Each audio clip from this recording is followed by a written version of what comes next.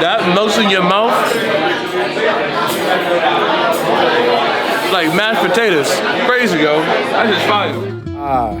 ZURiTO, the Spanish Basque region restaurant, one of a kind here in Boston, in particular, Beacon Hill. Now, I've been hearing about this restaurant for quite some time. It's a staple in the Beacon Hill area and overall in Boston. But what makes this restaurant so unique is the offerings that it has. Chicken heart, beef heart, and which we tried. But overall, it's the team. Everybody from Nader, Oscar, and of course, Chef Jamie. Seeing everybody work in unison, doing their thing, respectfully and respectively, it's a beautiful thing to see from the moment you walk in. What's going on, guys? Another episode of Off the Menu. I'm here at ZURiTO with Chef Jamie Bissonnette as well too. What's going on, Jamie? How you doing? Great. Everything good? We are here to get all the intel of what ZURiTO is all about. Come on in. Let's get some pinchos. Follow me.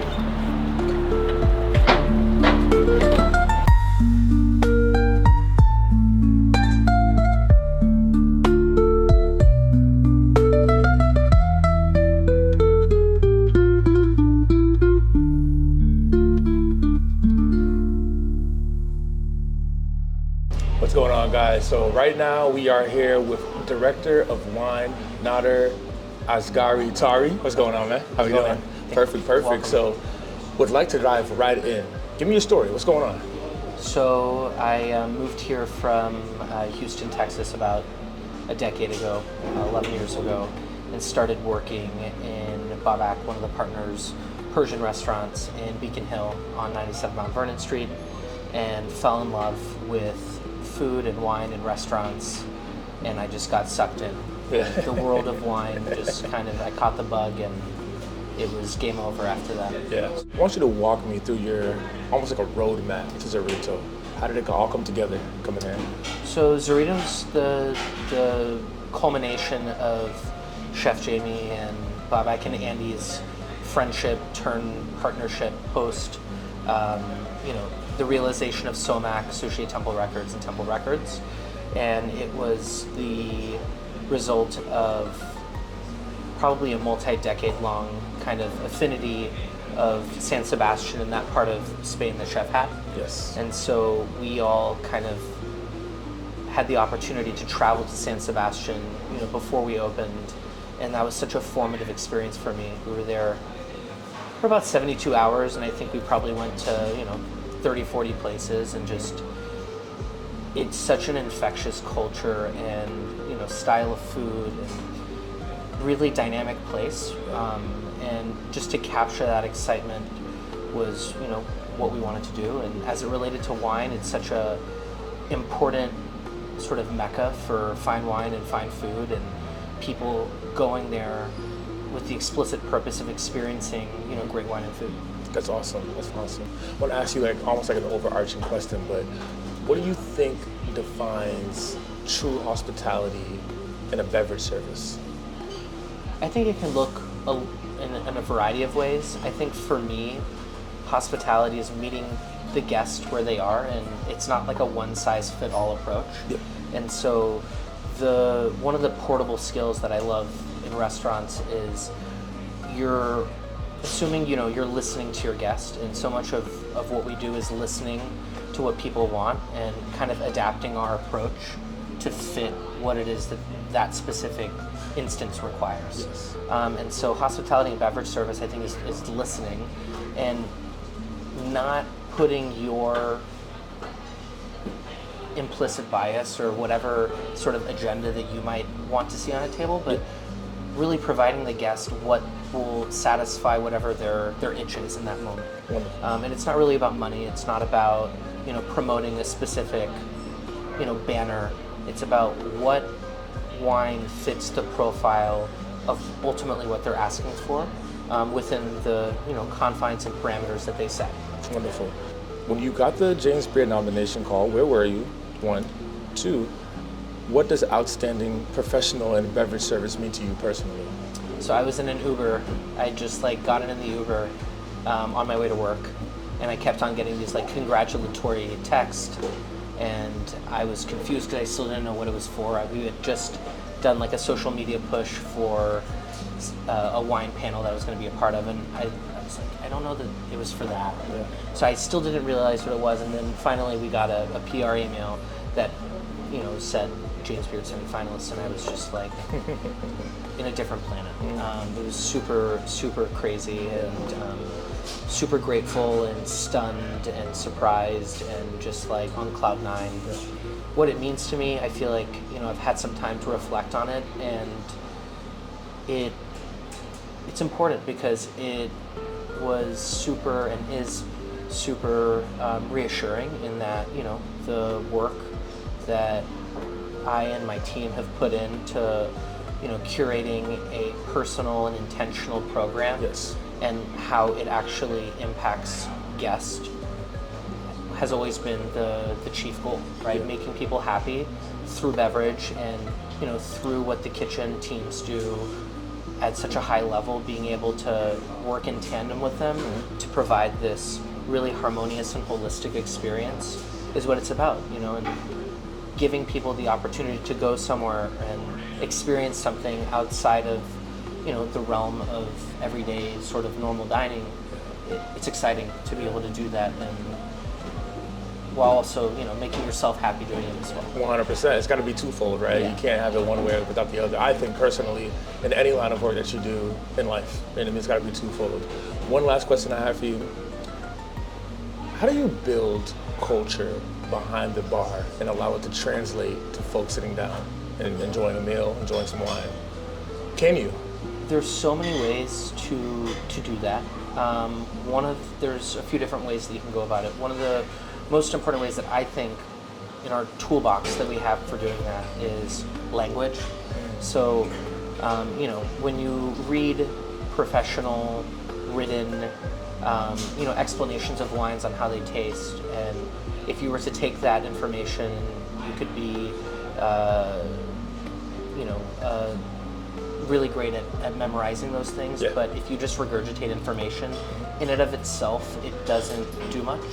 And so being able to craft your approach to guests and use language that's both accessible, approachable, and in a very short time, couple, like I said, half a minute, 30 seconds, 45 seconds, animate something that maybe they've never heard of, and disarm them in a way that they're not scared, you know, as if they should already know it. Yeah. Because, you know, it's an unreasonable expectation Yeah. to like walk into a restaurant and expect yourself to like know everything. It's Yeah. it's a full-time job, and even then, it's okay to not know. And okay. I think creating that culture of acceptance and just being like telling a story about maybe the people who are doing it, or, you know, why that particular wine would go well with the spread that they have in front of them, and doing it in a way that's accessible is super important. 100%. Yo, Nader, thank you, man. I appreciate thank you, you, man. man. Thank you, Love, thank you. brother, 100%, for sure.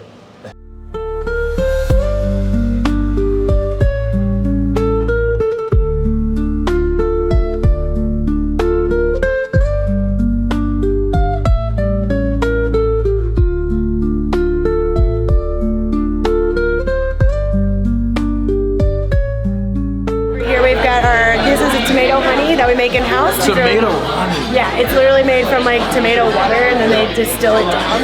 They cook it, they basically reduce it.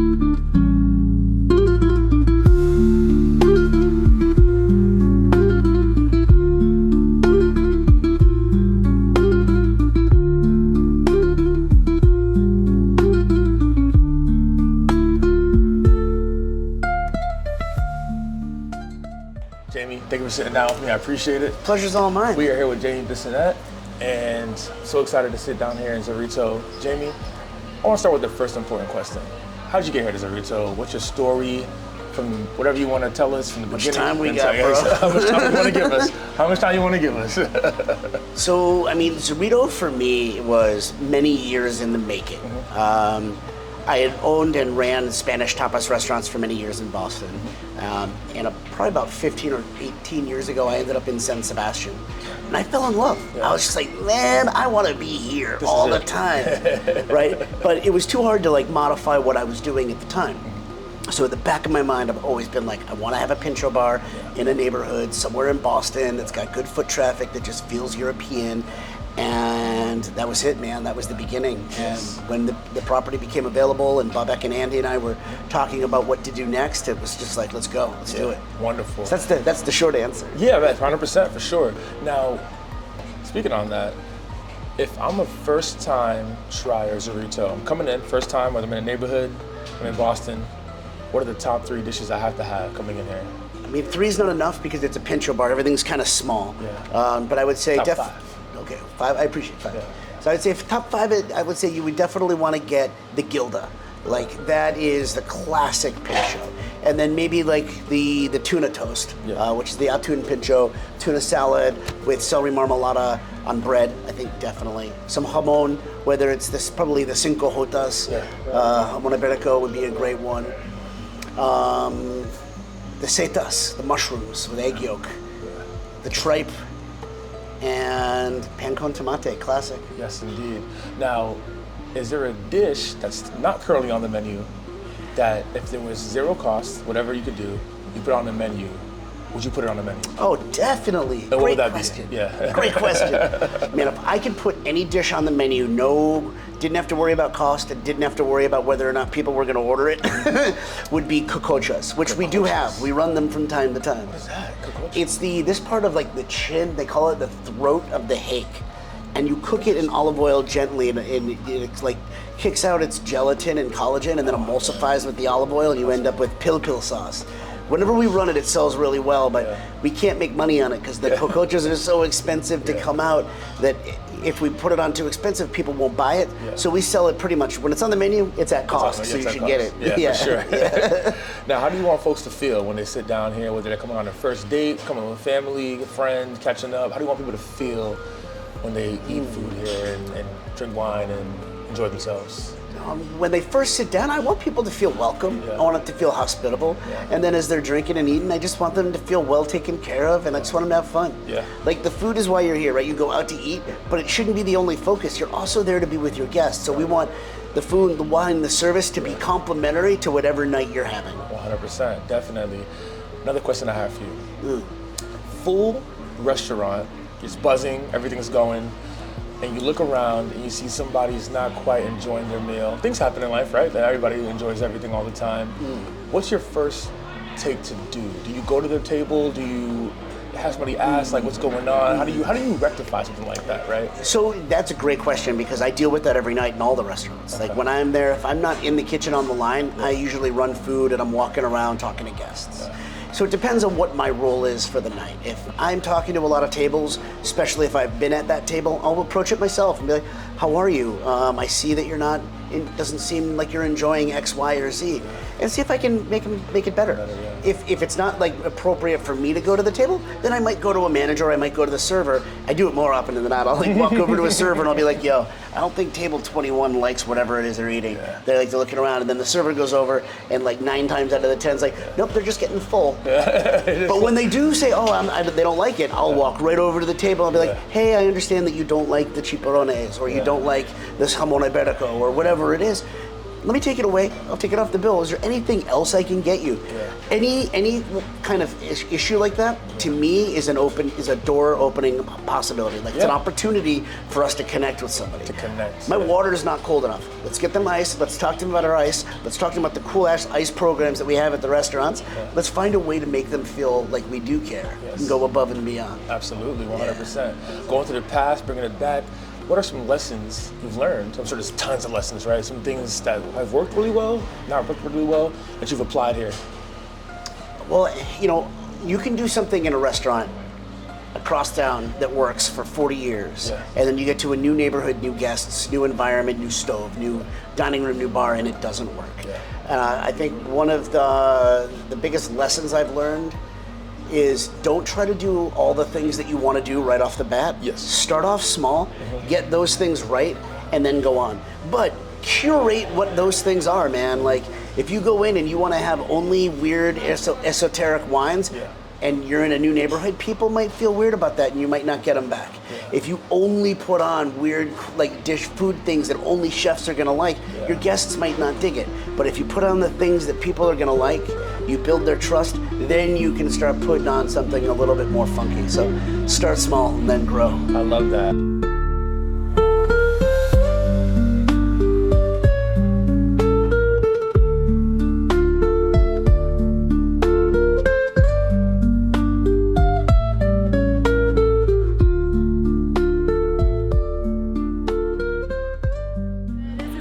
Beef heart pastrami. We make the beef heart pastrami in-house. Our chef Ed does that with a little bit of almond romesco, and then we have chicken hearts here. These are our 3 chicken hearts grilled with a little bit of it's a Basque verde, like it's a Basque green chili sauce. It's like super delicious, very garlicky, and then it comes on a piece of toast.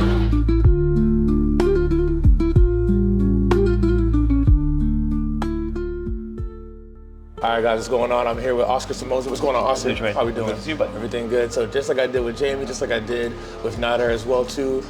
Tell me the story. How did we get here to ZURiTO? Whatever you want to put in, I'll ask a bunch of questions after that. Gotcha, man. How do I get here? Yeah, how did you get land over here? Awesome. So I've been working with the company for about 4 years now. I started at Jamie Bissonnette down the street, and from there we grew to the wig shop. The wig shop was one of my babies, and that's where they gave me the spotlight to start doing the beverage programming for those concepts. And once we expanded and our dear chef Jamie joined the BCB3 group, we expanded onto the other part of opening a couple concepts. We did Somac and we did Temple Records, which we hang out for a little bit there. Yes, we did. Then, from there, ZURiTO came to be, and the idea was tossing around, like, you know, we're going to do something a little more on the European side, and a little Basque situation. And it's like, will you be interested in jumping in? And I was like, absolutely, sign me up. So that was how I got here. Started working with the company for a little bit. 100%.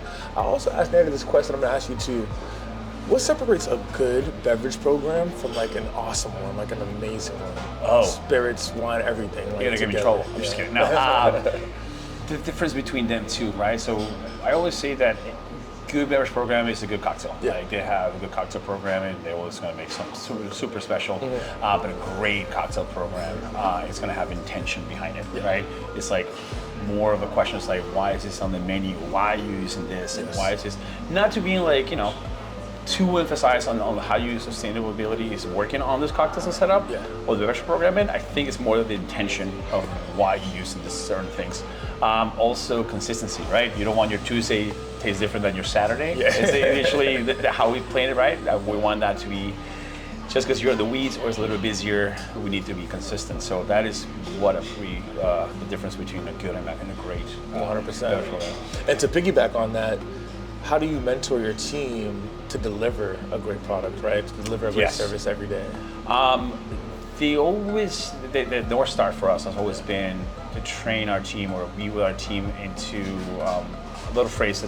I really like this small quote. I think Kevin, who's the one that gave me this quote, is starts with respect and ends with accountability.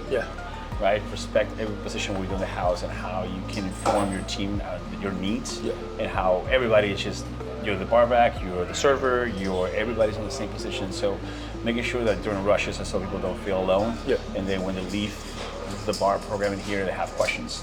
Always ask questions, right? And if you have a mentality that you leave out here, you want to know more about the sherry, how we did the rum, or how do we get these things done. If you leave the bar program and asking questions, that my job is done. That's the job is done, because you're curious. You're things are clicking. I create more creativity and more questions instead of just being like, here are the specs, you make this cocktail. 100%. I feel like that's always a dead thing to it. Also, clock out the egos. Always egos clock out. You gotta go. No, you gotta go home. No egos, man. Yeah, absolutely. I'll ask one question right here. Is there a cocktail on the list that you feel represents ZURiTO's soul personality? It's hard. It's hard, right? It's like, how do you pick a favorite kid? One is good at sports, one is good at math. But if the house was on fire, and I can say one only, I think the most representative concept in the menu, it's the 50-50. It is based of our gilda, or like a tapas will be like. We do a fat wash on olive oil for our vodka, set it out with red pepper shrub to a little saline, super tasty. And then we finish up with some couple drops of Iberico ham oil. And that brings up like that kind of like very thick, rich mouthfeel. It's super delightful, and it's also like based off what we'll have on our plate. It's a simple concept, but once you set it up in production and you set it up in front of somebody, it just translates. This is well done. Simplicity with purpose. That sounds, absolutely amazing for sure. Super tasty, man. I highly recommend it. It has everything you want to look for. Now, what's on the opposite end, or somewhat opposite, what's a drink that guests would kind of underestimate? They probably wouldn't think they liked. I truly believe, and super underestimated, is sherry. Sherry is one of those things that is very influential in European culture and French culture and Spanish culture. Sherry is huge, and every time people talk about sherry, they think about grandma's like dusty cabinet, and then they're missing out like such a delightful spirit which has vanilla notes, citrus, can be saline, can be you can go from a very dry program into like a Amontillado, like something super juicy. I just feel like the sherry people need like a better PR. Like they need somebody like be a spokesperson for them to like get them out there. Get Timothy Chalamet to have a drink real quick, and then Chalamet just listen sherry pop. Everybody's the same way you do with Marty Supreme. I think sherry's very very underappreciated on menus sometimes. Any given day, sherry can do a cocktail or a wine. It's delightful and pairs really well with food. So I feel like that's a little underappreciated. The dark horse. For sure, most definitely. One last question I'll ask. How do you take Spanish culture and apply it to the beverage program here, and then hopefully translate it to guests coming in?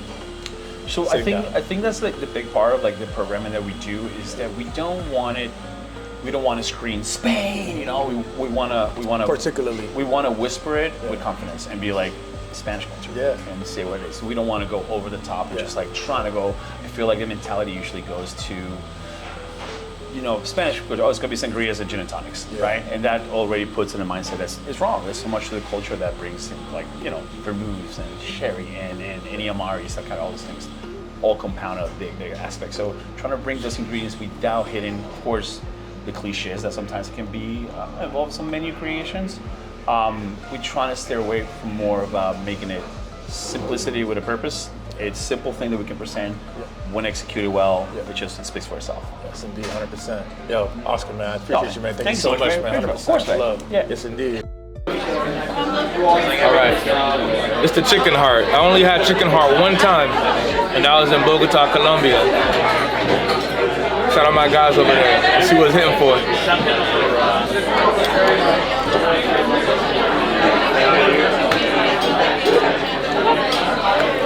Bro, try that. Yo, right here we got the beef cheek. I was told this is the one right here. Let's take a gander. A gander.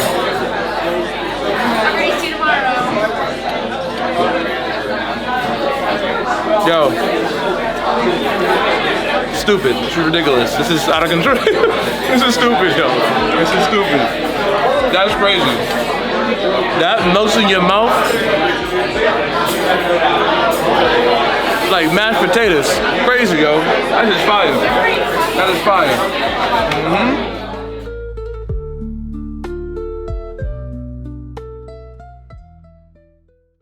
Did you grow up around wine? Did you have a yearning for wine? I grew up with having wine on the table, Yeah. but it certainly wasn't a wine that spoke to me. It was like, my parents drank like supermarket, everyday sort of wine, which, that particular wine was not something that I was attracted to in terms of the taste profile. Like I would, have a cup here and there, but it wasn't something that excited me or that I particularly enjoyed the taste.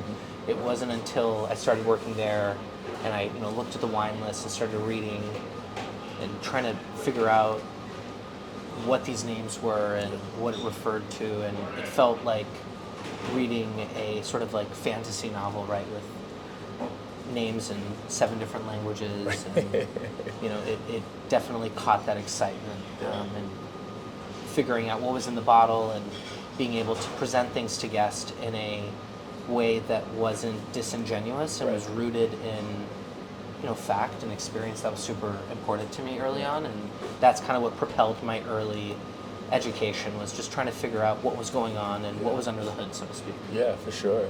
And you mentioned that too, talking to guests, talking to folks coming in as well too. How important was that to make sure that you delivered an authentic experience in terms of what you're offering overall? Totally. I mean, one of my things that I feel like I say often is no fake news. And what I try to lead by and teach is it's best to tell somebody you don't know something than give them something that's objectively not true. Yeah. And so presenting things in a, when you use language to describe things, using reproducible language so that when you call something, in a specific taste profile, you're describing things accurately, not just, for the transaction or making a sale in that moment, but talking about things in a way that's rooted in, how things actually are. Right. And one of the cool things about wine service is you've got about 30 seconds after, you make your pitch for the guest to realize, was he full of it, or was there some merit to what he was talking about? Right, 100%.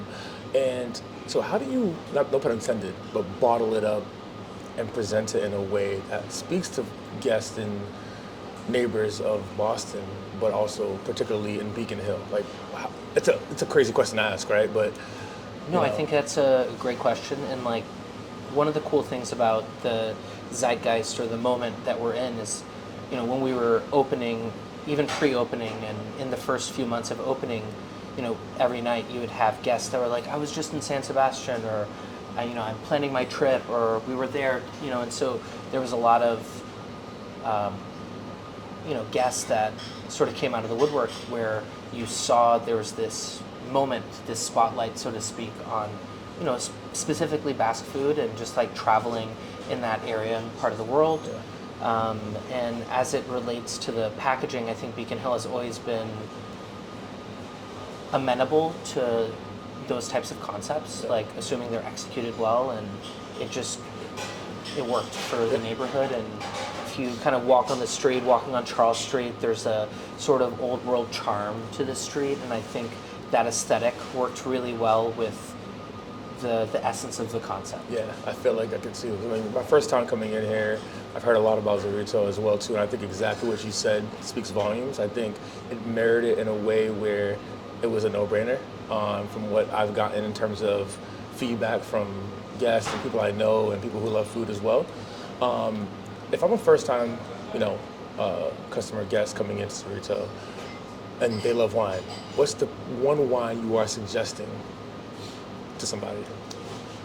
I would say the de facto wine, sort of first time coming in, it has to be Chacolí. Chacolí is the sort of quintessential white wine of the Basque, particularly San Sebastián and Bilbao. So it's a lightly effervescent, super refreshing, super quaffable white wine made from the grape Hammurabi Zuri. And it's bottled with a little bit of like compressed gas, and you pour it with a little bit of elevation, so there's a little theater spectacle to it, and it is so refreshing and just perfect with that style of fare. It kind of, there's this tingling sensation, it clings to your enamel in a really gastronomic way. When you think